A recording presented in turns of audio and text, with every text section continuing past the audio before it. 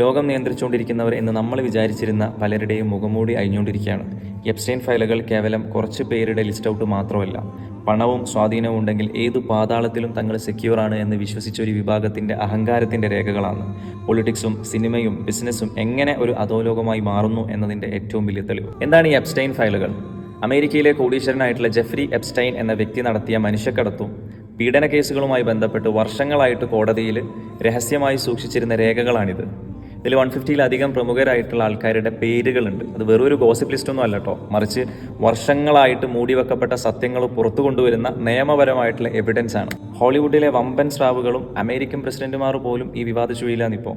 കേവലം വിനോദത്തിന് വേണ്ടി ഒരു മനുഷ്യൻ സ്വന്തം ദ്വീപിലൊരുക്കിയ ഈ ക്രൂരമായിട്ടുള്ള ശൃംഖലയെക്കുറിച്ചിട്ട് പലരും അറിഞ്ഞിട്ടും ഒന്നും മിണ്ടിയില്ല എന്നുള്ളതാണ് ഏറ്റവും ഭീകരം.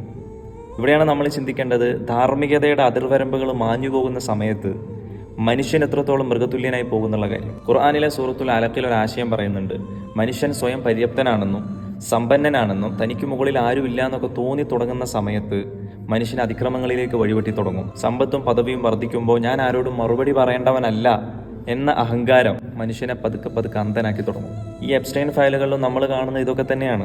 ഇവരെ പോലുള്ള ആളുകൾക്ക് ഈ ലോകത്തുള്ള നിയമവ്യവസ്ഥയെ വെട്ടിച്ചുരുക്കി രക്ഷപ്പെടാൻ കഴിഞ്ഞേക്കും. പക്ഷേ ഓരോ മനുഷ്യനും താൻ പ്രവർത്തിച്ച ഓരോ കാര്യങ്ങളെക്കുറിച്ചിട്ടും ചോദ്യം ചെയ്യപ്പെടുന്ന ഒരു നീതിപീഠം ഉണ്ടെന്നുള്ള ബോധ്യം നഷ്ടപ്പെടുമ്പോഴാണ് ഇത്തരം ക്രിമിനൽസ് പിറവിയെടുക്കുന്നത്.